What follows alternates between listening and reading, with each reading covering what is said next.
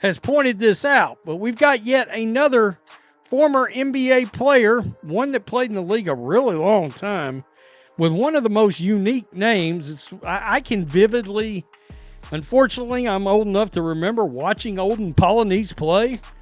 And, of course, him coming up with the Seattle Supersonics. And then, most notably, I remember him with the Kings. But he has come out and he has said what so many of us has been banging the table about for the last 20 months now. And that's the WNBA needs to do a better job of protecting their money. And what is their money? Caitlin Clark. An NBA legend just dropped a bombshell that exposes the WNBA's darkest secret, a truth the league has desperately tried to hide. He is demanding they implement the infamous Jordan rules to protect Caitlin Clark. Yes, you heard that right. A veteran who survived one of the most brutal eras in basketball history has seen enough, and he's publicly accusing the WNBA of committing clown behavior by allowing its biggest star to be systematically hunted on the court. This explosive accusation suggests this isn't just about tough defense anymore. This is about a league that seems to be letting its golden egg get destroyed right before our eyes. And as the evidence piles up, a disturbing question emerges. Are they letting it happen on purpose? We know we've sat back for the last 20 months. We watched Caitlin Clark get the ever-loving crap beat out of her on the court. Mostly last year, but, I mean, let's be honest. The season started this year, and it seemed like every other game there was some kind of an incident this year. And, of course, the warning shot came from Olden Polynice, a name that brings back memories of the gritty physical NBA of the 90s, an era of punishing defense and no easy layups. This isn't some media personality trying to get clicks. This is a man who spent over a decade battling in the paint against legends like Karl Malone and Patrick Ewing. He knows the difference between hard-nosed competition and a straight-up hit job. Speaking on a podcast, Polynice didn't just criticize the league, he torched it. He called Caitlin Clark the WNBA's golden egg, the one-in-a-generation talent who could secure their future, and then blasted them for their baffling refusal to protect her. He said they had the key to their future in their hands. And yet, that clown, that single word perfectly captures the absurdity of the situation. A league desperate for growth that seems intent on sabotaging its own savior. First, it culminated with all the drama with Angel Reese and the Indiana Fever fans being under investigation for being a bunch of racists. You can't make this stuff up. It actually happened. The investigation, not the racist part. For anyone who has watched the Indiana Fever over the last year, Polynice's words are a chilling confirmation of what they've seen with their own eyes. From the moment she stepped onto a WNBA court, Caitlin Clark has had a target on her back. We've all seen the highlight reels, not of her logo threes, but of the relentless physical abuse. There was the blatant shoulder check from Chennedy Carter, an off-ball assault that led to a flagrant foul. There was the hip check from Angel Reese, a move that looked more like something from a hockey rink than a basketball court. It's a constant barrage of cheap shots, while the referees often swallow their whistles, treating these incidents as just part of the game. This season, the pattern has only intensified. It feels like every game features a new player taking a suspiciously hard run at Clark, trying to send a message. This isn't a physical welcome to the league. This is a deliberate league-wide strategy, a brutal ballet of aggression designed to wear her down. And it's a strategy ripped straight from one of the most notorious chapters in sports history. So, here we go. Caitlin Clark's Fever managed to make the playoffs without her, but they went down in the first game to the Atlanta Dream. Good Lord. The Atlanta Dream, 80-68. Now they're just one game away from the end of their season, unless they can find a way to win 2 straight without their franchise player.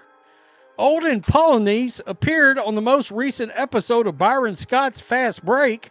My God, everybody's got a podcast. In a discussion that mostly centered on WNBA players demanding more pay, he took a slight detour to say the WNBA needs to recognize what they have with Caitlin Clark. To truly understand how chilling this situation is, you have to understand the infamous Jordan rules. In the late 1980s, Michael Jordan was an unstoppable force of nature, but one team stood in his way: the Detroit Pistons, the notoriously feared Bad Boys. Led by enforcers like Bill Laimbeer and Dennis Rodman, their strategy wasn't just to play tough defense, their strategy was to inflict pain. The Jordan rules were simple and brutal. Every time he drove to the basket, he was met with violent collision. They hammered him, they threw him to the ground, and they made it their mission to not only stop him from scoring, but to physically and mentally break him. The NBA for a time let it happen, allowing the Pistons to bully their way to championships. Now fast forward to today, Olden Polynice, who played in that very era, is looking at the WNBA and seeing the exact same pattern. The league is allowing its own version of the Bad Boys to run wild, targeting its brightest star with a level of aggression that goes far beyond the spirit of the game. And that it needs to do a better job of protecting her. Quote, "You don't even take care of your own," Polynice said. "You had the golden egg, and you still do. But yet you clown. Caitlin Clark is your golden egg." Polynice pointed out in her rookie season, the schedule makers sent Clark to face the two toughest defenses in the league to begin her career, not exactly giving her a chance to start her rookie season on a high note.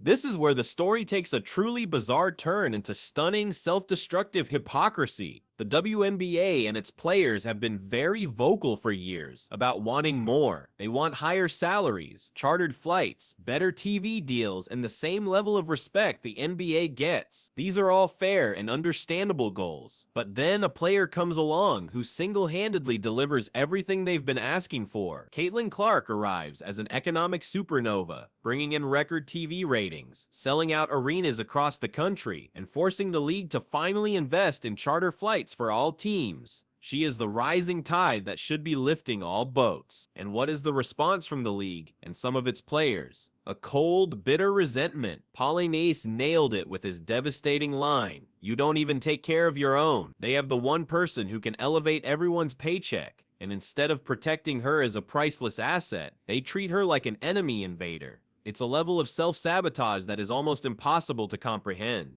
They had that brutal start last year.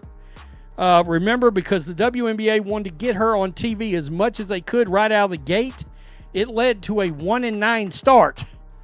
They had like 10 games in, I don't know, 18 days or so. It was a pretty rough stretch.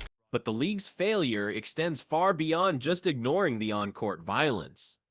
It's a consistent pattern of baffling decisions that almost feel designed to make Clark's life harder. To diminish her liking, they scheduled her rookie season with a grueling gauntlet of games against the league's toughest defenses, a brutal stretch that saw the Fever play 11 games in just 20 days. It was like throwing her into a wood chipper from day one, setting her up for failure so critics could pound. Then came one of the most ridiculous moments in recent memory. The league launched an official investigation into Indiana Fever fans, accusing them of racism for simply booing Angel Reese during a game. Instead of addressing the obvious on-court targeting of their star, which is what the fans were reacting to, the league invented a toxic narrative that painted its own new, paying customers as the villain. It was a move so astonishingly out of touch, it felt like a parody, further proof of a league office that is completely lost at sea. So why is this happening? If it's not just gross incompetence, what's the real motive behind this rebellion?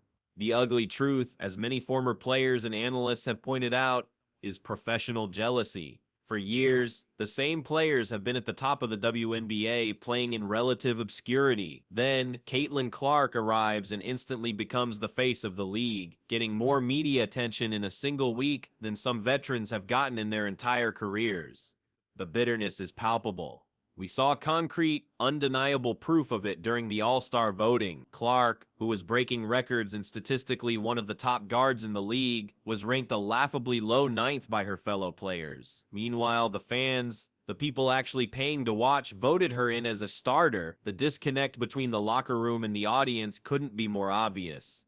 It was a clear and petty message from the players: you may be popular with the outside world, but you're not one of us. That isn't competition, that's high school politics played out on a professional stage. If the players in the league want to live in denial, they are welcome to, but the numbers don't lie. The proof of Caitlin Clark's impact is undeniable, absolute, and overwhelming. Arenas that were half empty last year are now sold out weeks in advance when the Fever come to town, turning sleepy Tuesday night games into must-see events. TV ratings on every network have shattered previous records, bringing millions of new eyes to the sport. Her number 22 jersey became the top-selling jersey for any athlete in any sport upon its release. But the most powerful evidence of her influence came when Clark was unexpectedly ruled out of a road game against the Washington Mystics. Over 3,000 fans who had bought tickets simply didn't show up, leaving the arena full of jarringly empty seats. They weren't there for the WNBA, they were there for Caitlin. She isn't just a star player, she is the entire draw.